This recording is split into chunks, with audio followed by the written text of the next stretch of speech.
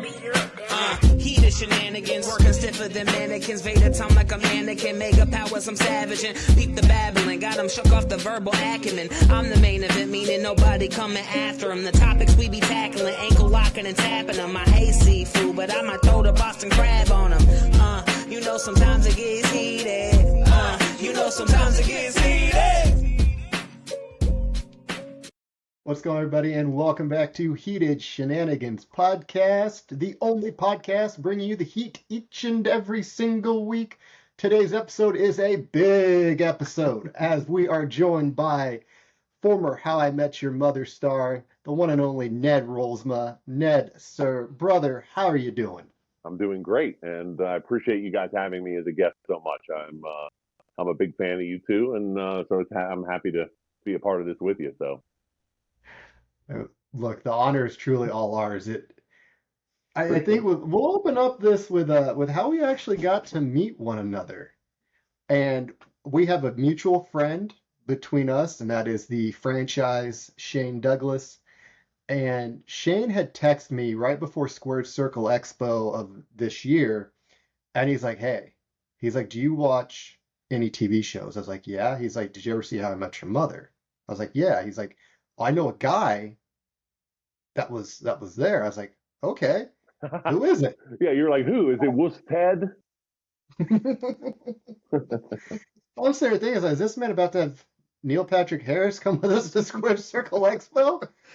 And to do he'll come in and do a song and a dance and a whole routine. Maybe it was Allison Hannigan. She would sashay and ballroom dance right around into Squared Circle Expo. And he said it was Ned Rolsma, and I got excited. And I was like, wow. Thank goodness, because honestly, you could have been disappointed. You're like, it wasn't one of the main five. Oh, it wasn't, oh, man, damn it. That's great. Well, thank you for getting excited that it was me, because I there are some people in this world that will probably get that news and be a little deflated.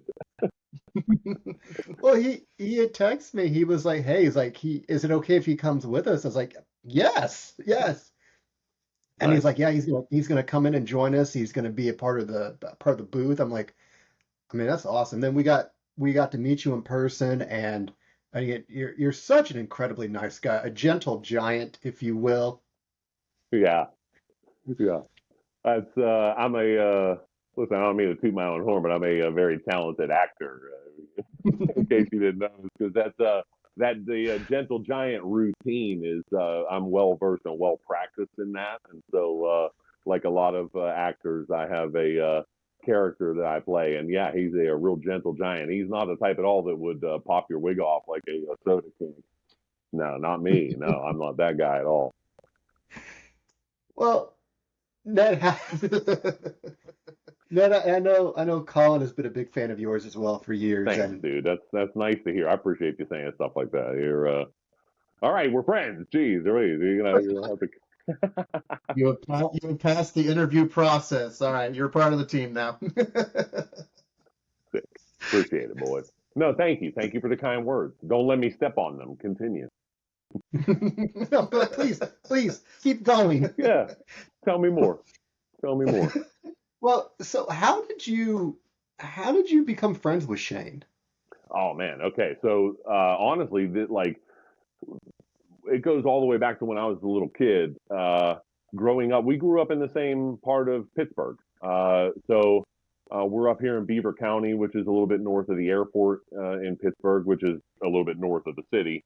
So, but still with the burg, like we're Pittsburgh kids, growing up on the outskirts, but we're still Pittsburgh kids.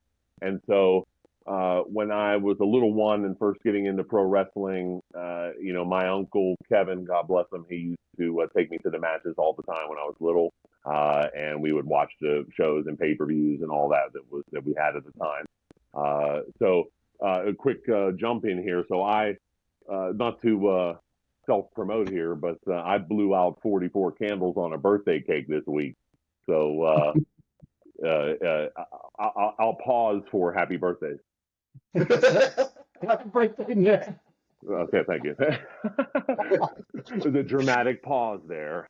I volleyed that one right. I volleyed that one right over the net like a pickleball. sent that right over to you guys, and return volley with the happy birthday. Thank you. Much love. Yeah, 44 big ones off the birthday cake. So let's just put a timestamp on it for my wrestling fandom.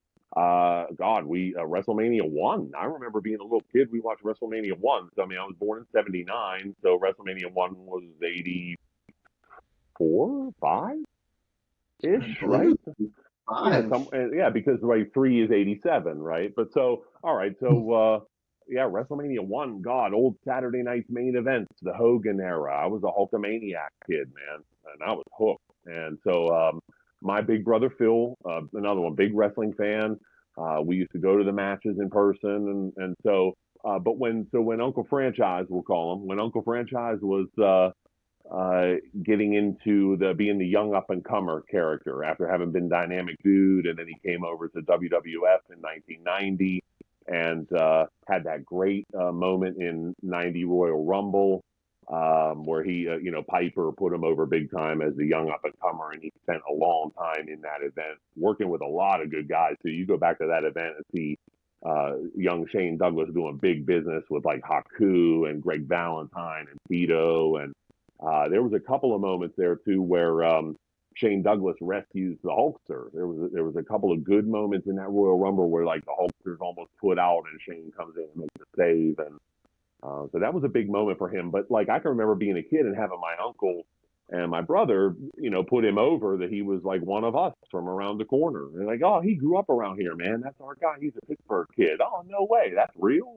There's like these guys have real lives. What are you talking about? Like, and so that was like part of like your first foray into sort of breaking kayfabe and getting smartened up to the business. Like when you grow up with one of these guys, even Bruno, like honestly, I can remember being a kid and hearing stories about Bruno and going like, oh wow, he's from Pittsburgh. Oh, okay. Like I thought he was from parts unknown, or I thought he was from whatever. You know what I mean? Like these wrestlers have real lives. Holy shit. And so, yeah. So like really, I had always known about Shane Douglas. I always knew he, what he was up to and kept an eye on him. As I grew up, and then my teenage years was the '90s, which was the Attitude Era, the ECW era, Monday Night Wars, and so of course ECW was like doing big things, man. And this area, particularly in Beaver County, yeah, it's franchise country, but it was also an ECW town. They did shows at the Golden Dome in Monaca, Pennsylvania, which is a great venue and convention center and kind of complex here in Beaver County. And it's like an igloo dome, really unique and a lot of character there. And it was a phenomenal ECW building. They did big business there, lines wrapped around the building, cut off for the fire code, everybody bringing weapons and dumping the VCRs in the bin and the chair, bring your own chairs and all that stuff. And so, of course, how could you not, know who the franchise was at that era? He, not to put him over, but he'll appreciate me saying this for sure. I mean, you could argue he was the top heel in the business, man. Like, I mean, he's our friend, so we say this, genuinely. But like, I mean, I think you could argue maybe he might be the top heel in that hardcore '90s era there that sort of gave birth and gave rise to the Attitude Era. He might have been the top heel in that era, not named Mr. McMahon. Like when you think about who were the baddest dudes that had the most white hot heat, of course, Mr. McMahon was probably the biggest heel of that generation. But then, my goodness, the franchise Shane Douglas, morally reprehensible character. When you go back to the Gary Wolf Halo incident, the heat that generated, the moment that was, I mean, that is like crazy violent behavior to grab somebody with a broken neck by the neck halo. And so, my goodness, what a moment. Go back to the belt throwdown, which we will be coming around the sun this summer on 30 years since the franchise Shane Douglas sent a missile, and not just him, it was Todd Gordon, it was Paul Heyman, it was the entire ECW crew, sent a shot across the bow of the entire wrestling business. There it is, the NWA World Heavyweight title that was passed down from a company that died 7 years ago, RIP. and they can all kiss my ass, and the belt throwdown. So, like I say, we're coming around the sun on 30 years for that moment. And my goodness, the birth of Extreme and the franchise, Shane Douglas's role in honestly revolutionizing the business, the birth of hardcore, the acceptance and the emergence of this different style, this grittier stuff, the harder edge stuff in the ring, the even harder stuff out of it, the promos, the moments, the violence, the language, the carnage, if you will. That's revolutionary, and that's all about the franchise. But so continuing back to the friendship question, again, he was always on my radar as somebody who I looked up to and respected, and just was like, that's one of our guys. And then as I grew and left the area and chased after being an NBA prospect for a few years and chasing professional basketball around the globe, and then transitioning into working as an actor on the West Coast, Pittsburgh has always, maintained my roots in my hometown. My family is all in the Burgh, and so I always have a special place in my heart for Pittsburgh and for pro wrestling and for big franchise. But the funny thing was, every time, every time I was home from the West Coast for whatever, the holidays, the Christmas, I'd come home sometimes in the summer, and I feel like every time I was here, I would always bump into the franchise. And quick story, I always call him Mr. Martin, or at least, before we were sort of officially bros, because now he's like my big brother. I tell all the boys when we go to the shows like Square Circle Expo or any of the wrestling shows and stuff, I'm always like, oh, I'm Big Ned. I'm franchise's little brother. And that cuts up the boys all the time. They love that line. And but anyway, so he was Mr. Martin to me, and I would see him in the grocery store. I'd see him at a athletic function, going on and rooting on my nieces and nephews, and his kids would be the Little League baseball, wrestling, things like that. Oh, wow, there's a franchise. I'll go down and say hello, pay my respects, whatever. And I would always address him as Mr. Martin, because in his, outside of the ring life, he was a teacher, and they did an article on him and his career back in the mid 90s. It had to be not long after the belt throwdown. It was in the early heydays of ECW and him being the world champion. And the local sports paper here in Pittsburgh did a sort of a write-up on him and talked about him being the pro wrestling civics teacher who was,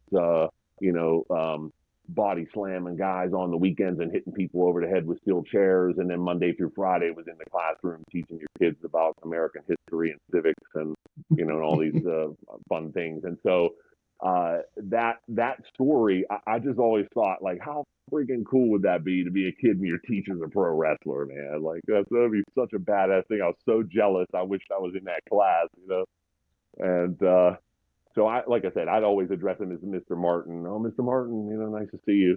And then a few years back, it was 2019, right at sort of the right before the pandemic broke. My dad came down with lung cancer, and I came back to look after him and sort of see him off, and also be with my family and mourn and be together. And so I was again at the friggin' grocery store, which is always where I'd bump into franchise, and I was coming out and he was walking in, and we bumped into each other, and he always remembers seeing me. He remember the 7-footer, so he's like, oh, Big Ned, how you been? What have you been up to? And we were catching up, and I started telling him about my dad and my experiences with sort of hospice nursing for my dad, which for people who have ever lost a loved one or have been through stuff like that, where you're looking out for your loved one down the stretch there. And so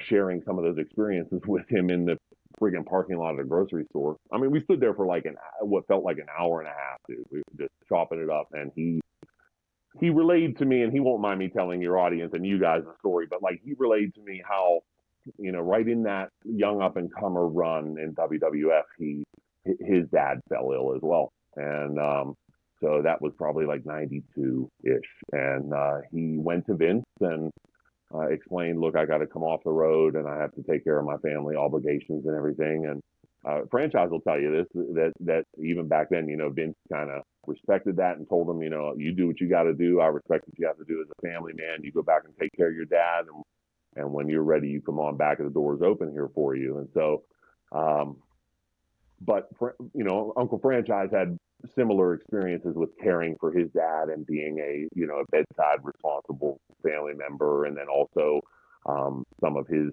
dealings with doctors and things, and understanding medical terms, and trying to wrap your mind around decision making as a family member from a medical perspective and stuff. A Franchise, if you don't know, is an incredibly bright guy and a really intelligent human being.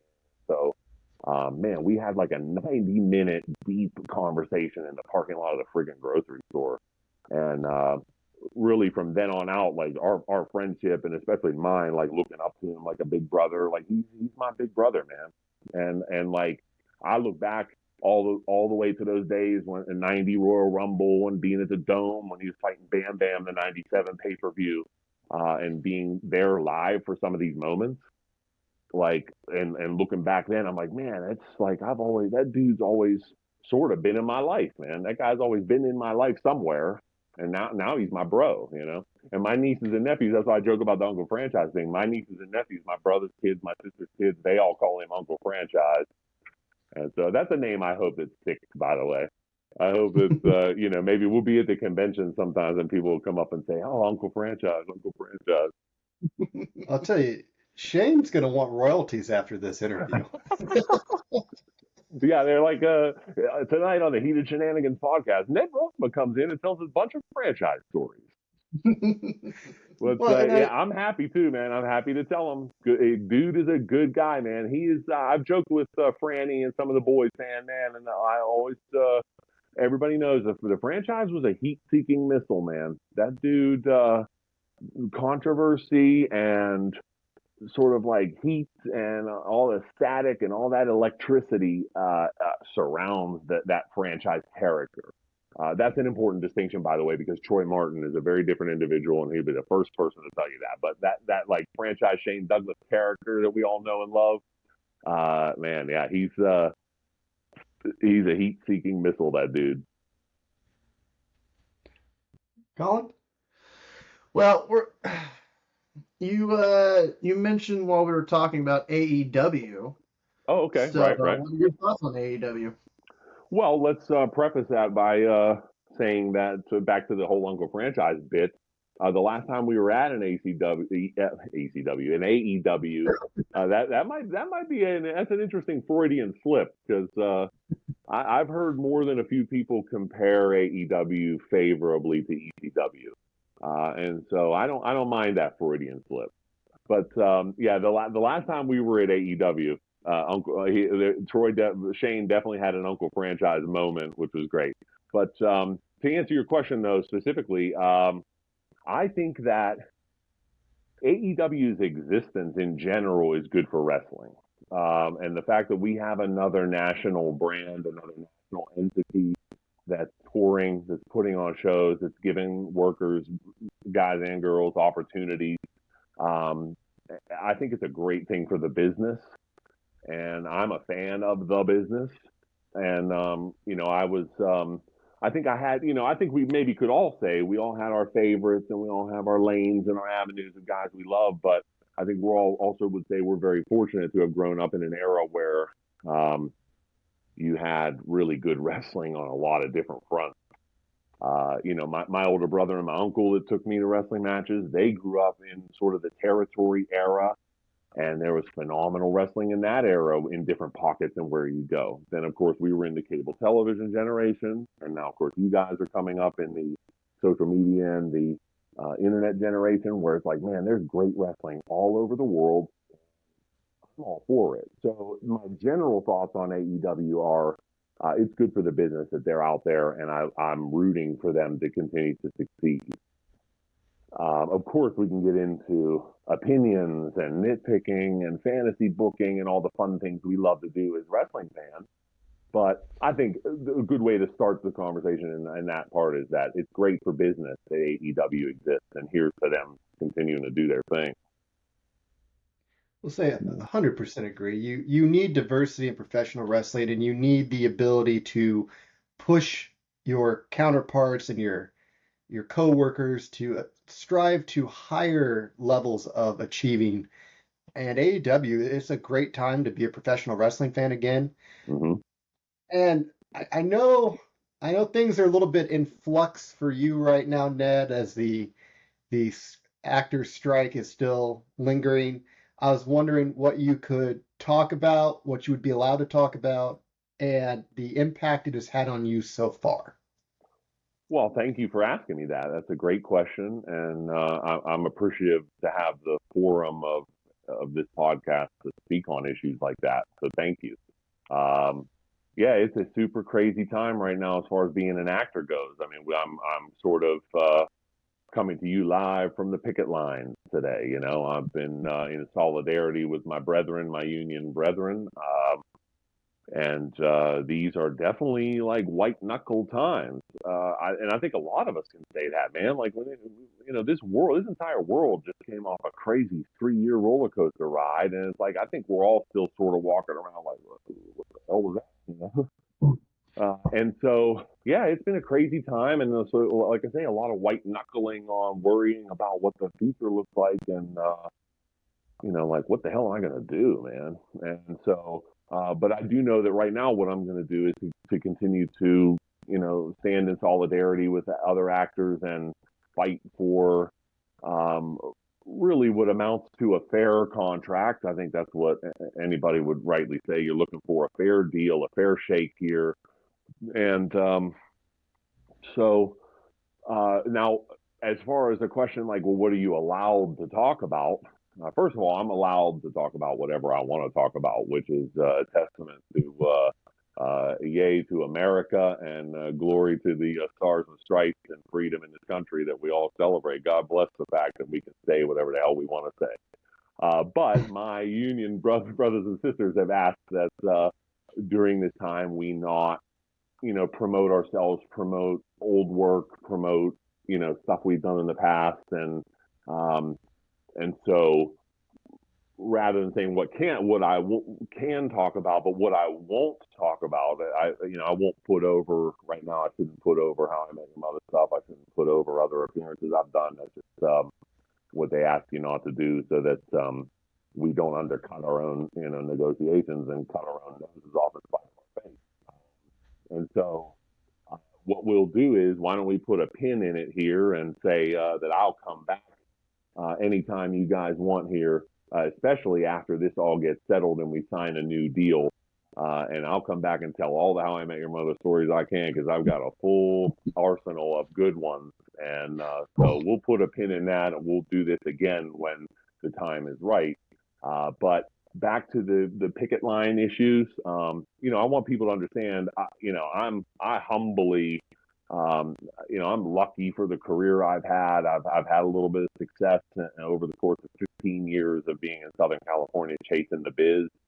I've had some success a little bit in front of the camera and some behind the camera as well, producing and working as a content creator and working in cable television out there on the West. And so, I'm lucky, fortunate, and blessed, but humble as well. And knowing that it's really obnoxious. It's got to be obnoxious to think about, actors walking around rattling their cup and, with their hat in their hand and wanting you to understand how poor us, boy, you should really feel bad for us out there. All us George Clooney's and Brad Pitts and Bryan Cranston's and all these others, right? It's obnoxious, but it's important to, fight for your value and fight for your, I guess what we could call your fair share. But, I want people to understand that, like, we all love entertainment. I'm a fan too. Like, I work in front of the camera, I work behind the camera, but then I also sit in front of the TV and go to the movie theater, and I go to wrestling events and I go to concerts, and I love this stuff too. So I'm a fan as well. And none of us want it to go away. We want it all, right? We want our music, we want concerts, we want wrestling, we want TV and movies. Bring it all. And so, the ways that we take in that information and entertainment, though, it's evolving, and it's evolving really quickly. New technologies are emerging really on the day to day, and so you want to stay ahead of the curve and to stay ahead of that stuff, and in understanding it, but also in how you're compensated. And so, when I look at, look at how, back in the day, my goodness, we had a TV that had a tuner in it with 486 channels, and you caught your studio wrestling on Saturdays and whatever else like that. And so, it's like leaps and bounds we're going by here. And so these are important times from a negotiating standpoint, but also from like a forecasting standpoint of trying to understand what the future of the entertainment business holds. And so, if we don't, I don't want to get too like inside baseball with a lot of this stuff, but like, I think it's important for people to understand, because again, like I said, I think when you turn on the television and you see on one channel or many channels that we're having like all these conflicts in the Middle East and wars and famine and, and massive nonsense at the border and all this crazy shit that's going on in this world right now. You turn a channel and hear actors bitching and complaining about how their lives are and how things are, it's completely fucking obnoxious. But I want people to understand that like there are real issues at hand with how we take in information and entertainment, and how the people that put that entertainment out there are compensated.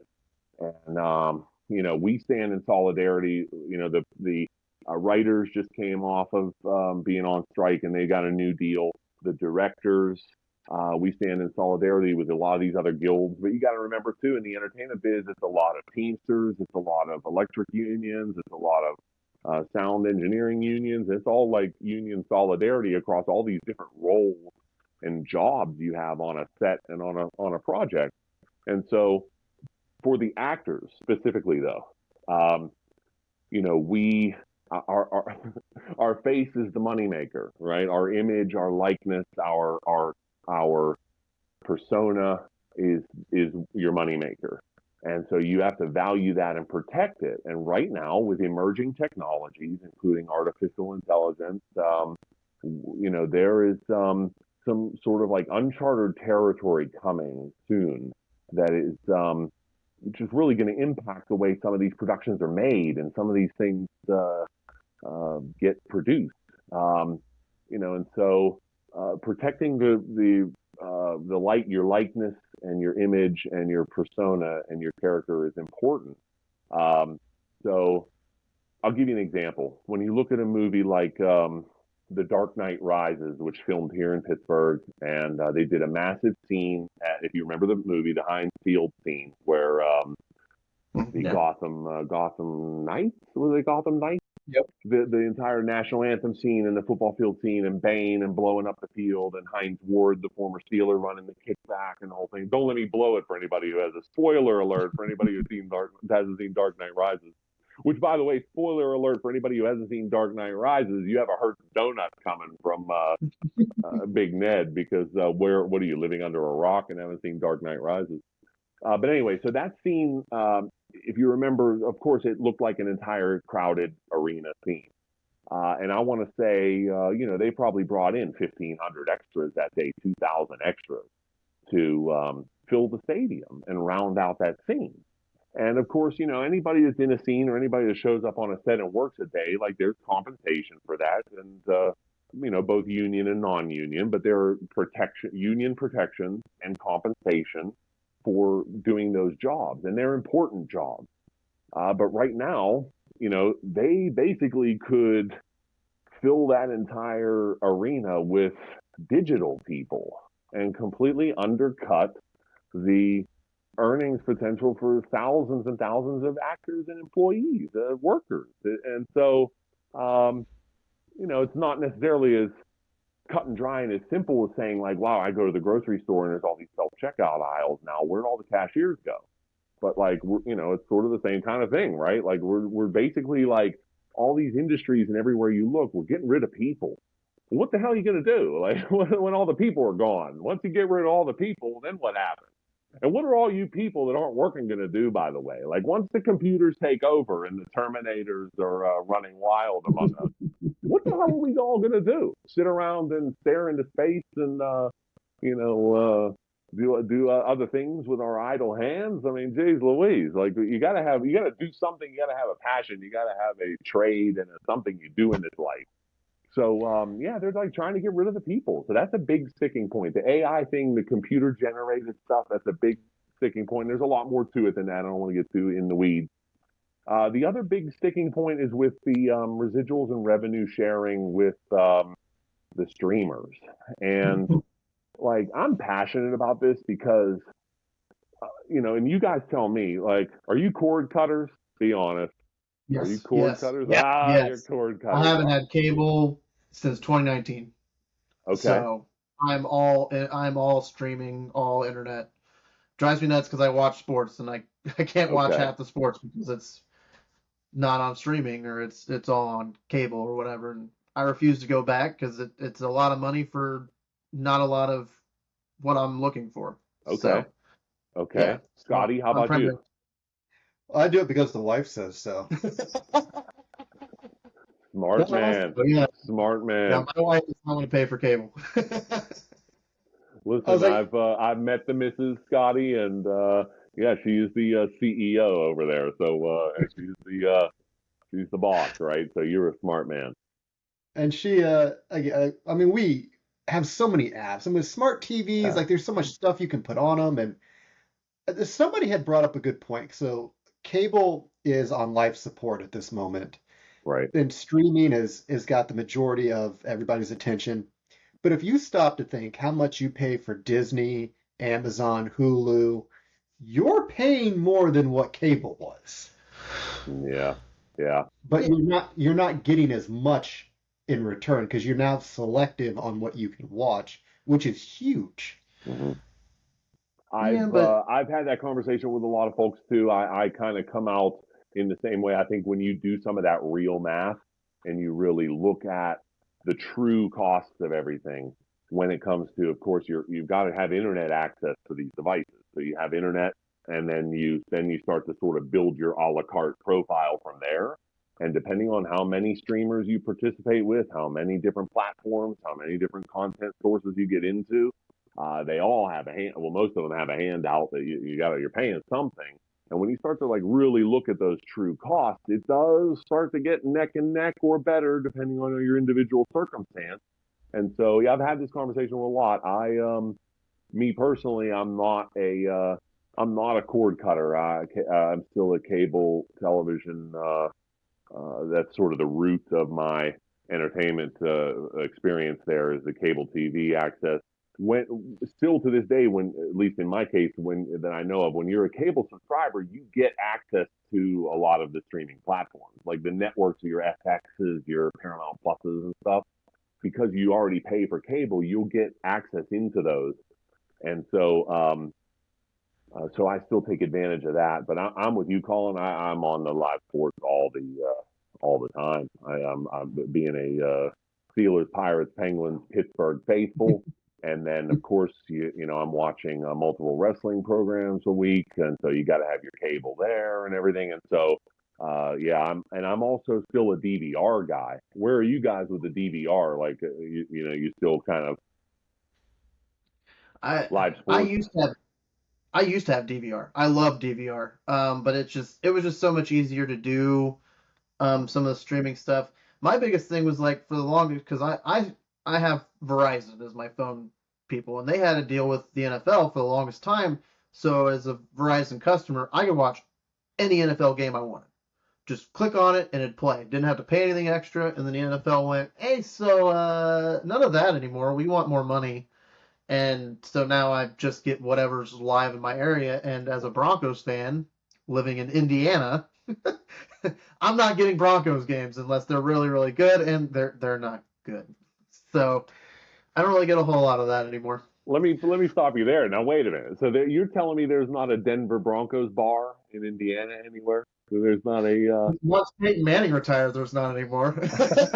Now they don't care anymore. They're like, shutter. We got to shutter our operations. The beer is the kegs are empty and Peyton's gone. It's over in Denver. I remember they came running around like, all right, you're all Colts fans again. Let's stop it. Peyton's gone. Everybody come home. Right. Well, I go into a so bar. tell me, go ahead, Scotty. Listen, I go into a bar to ask for my favorite sports team, and they ask me to leave. So, They're like, no, Why is they're that like, my we're not house? putting. They're like, we're not putting that on, and Yeah. don't go trying to deflate any of my balls either. And no fair recording my walkthroughs and practices either. You keep your media guys and your video cameras at your own practice. oh shoot, I love you. All Hey, right, so listen. Scott, Hey, you want to talk about heated shenanigans, my friend? You start talking about Steelers and Patriots rivalry and the still sore feelings over some of those games, which are man, there's a lot of question marks there, and there sure is a lot of smoke there to not be any fire for you cheating bastards. well, Ned, in fairness, I can bring up some sore subjects to, I believe a certain Tim Tebow beat you guys in the Oh play. yeah, that happened. That happened. I lived it. So, I lived it. I watched it, and I haven't forgotten it. So thank you so very much for bringing it. That's almost as bad as losing by 50 to the Dolphins. Hey, hey, I don't know what you're talking about. Nothing happened tonight. Look, I'm upset with how we lost to the Ravens in 2012. yeah, that pissed me off. That guy, I'm still angry about it, but I can tell. I can tell. yeah, I can tell. Ned Your Beaman. your temperature's up right now, my friend. Your blood pressure's spiking, and I think we all are. We're all getting into the football spirit, huh? We're all getting yeah, worked up on pigskin. It's a I'm bye ready week for for. the Steelers, so I had sort of a day off, so I haven't necessarily watched yeah. too much football today. It's a bye week for us. I'm going to be the obnoxious Steeler fan and say us when I talk about the team. But yeah, bye week, big bye week for us. I think we've been while we watching film and sort of letting our bumps and bruises heal and getting ready for the start of what would be the second sort of half of the season. Yeah. But I just checked, and the Patriots have indeed lost to the Las Vegas Raiders. Hey, that Detroit happened won. today. That's a final. Yeah, we just hit rock bottom. We lost all the backup Patriot QBs. Garoppolo went to the hospital. Brian Hoyer stepped in, and we lost. TB12, TB12, pick up the phone. I mean, No, we don't want him back. is it too late? Is it too late? Is he donezo? Can he still He lace them needs- up? He needs to stay retired. Superman ain't coming back. Like, Well, does the cape not fit anymore? It didn't fit last year. I think the wife got it in the divorce. Yeah, she cleaned him out. She cleaned him out.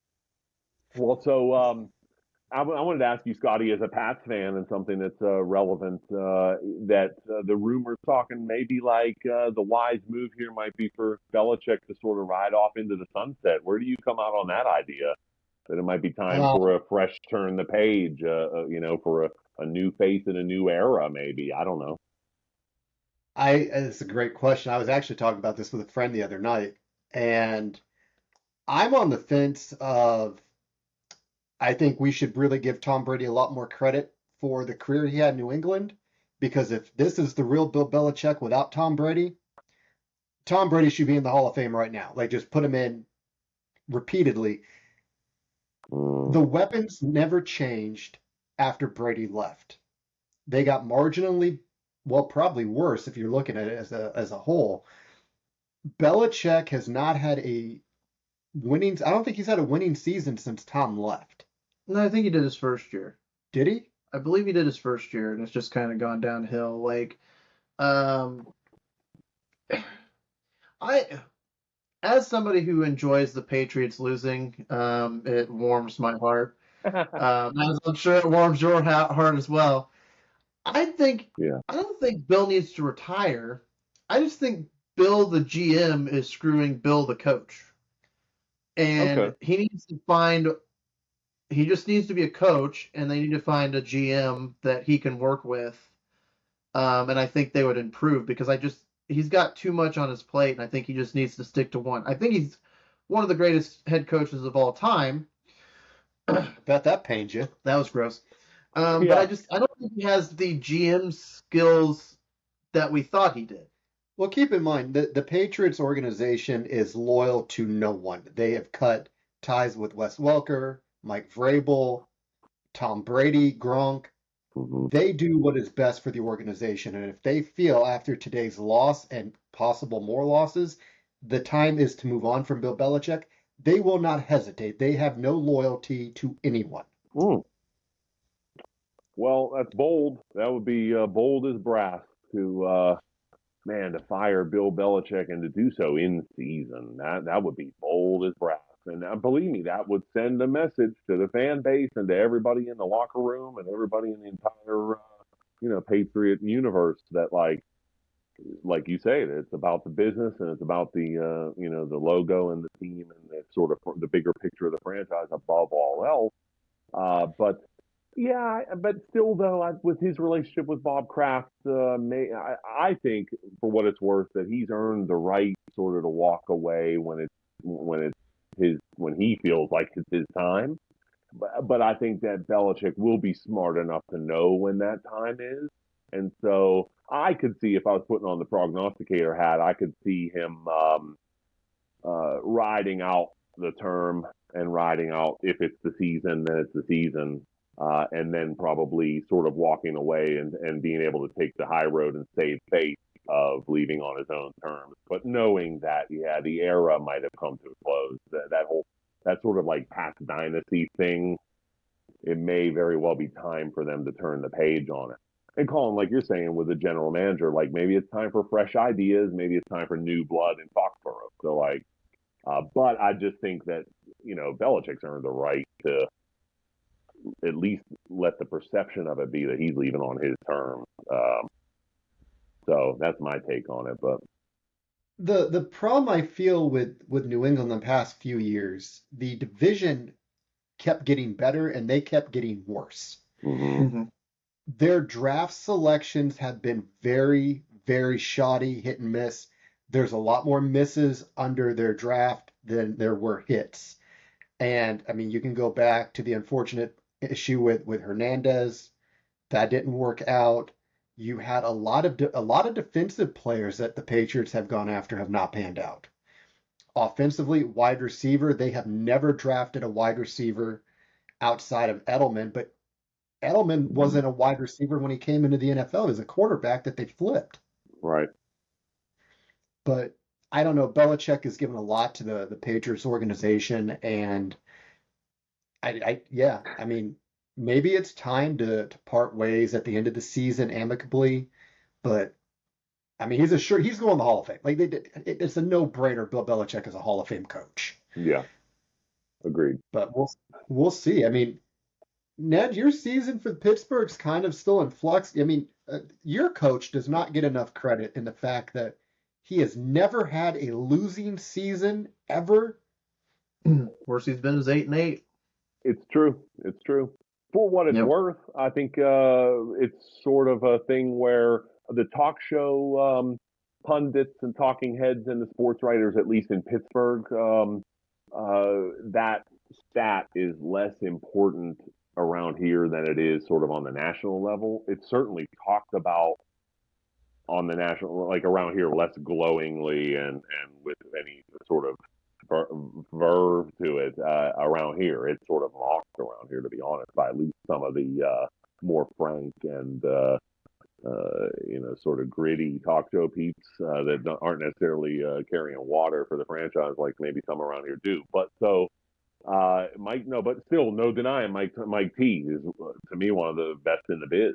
I have always liked Mike Tomlin's approach to. He has like a super level-headed approach to competitive spirit as a whole. He reminds me of like a peaceful warrior type, if you get that reference or what that is, like kind of like a Zen guy or like he's not quite in the Phil Jackson realm of things, but like Mike T's super cool. He's like a player's coach, but not in the way that some may turn that term into a derogatory. I know that if you guys look back at the Killer Bees era, Le'Veon Bell, Antonio Brown, they sort of stepped on a little bit of that sort of player's coach, and they pushed boundaries and gave that a bad name. in the Berg as far as being Mike T being a player's coach. But if you look back to the legends that came through those teams, the Polomalus, the Ryan Clarks, the James Harrisons, the James Farriers, Casey Hamptons, these guys who are franchise like linchpins, they always speak so highly of Mike T. But Coach Tomlin's sort of, like I said, that peaceful warrior zen, never get too up, never get too down, always take a realistic kind of constructively critical view of your game and always looking to improve, always looking to be better. Like that kind of an approach appeals to me. Like as a former athlete, I always gravitated to coaches like that, guys that were rational and level-headed and cool and confident in the face of adversity, never shying away from it, never backing away from it, like facing it full on, but just cool as a cucumber, man, Mike T. And the guy just wins, and that's what you ask for, man. That's what you pay him for. That's what you have him out there for. Let's just win. And so, tough to argue with 6 Super Bowls now, and the kind of the franchise. But you're right that the season is in a TBD kind of phase. The Steelers, moving on from Ben Roethlisberger, which we all sort of knew was going to happen in Steeler Nation. We all knew Big Ben was going to ride off into the sunset one day, and wondered like, well, what's it going to look like when he's gone? And you could sort of say the same thing for the other team down the block, the Penguins. We have franchise cornerstones actively playing and actively winning for the Penguins, but there is going to be a day, that is going to come one day where these guys ride off into the sunset, and there's going to have to be a new era for the Steelers and sort of moving on from Ben era. For them to get a guy who played at Pitt and did his 4 years of college ball here in the same stadium, in the same practice facility and stuff, they felt like, and I'm not speaking out of school, I'm parroting what they've said in the press, but like they felt like there was continuity there, that Kenny Pickett was like a mature college player.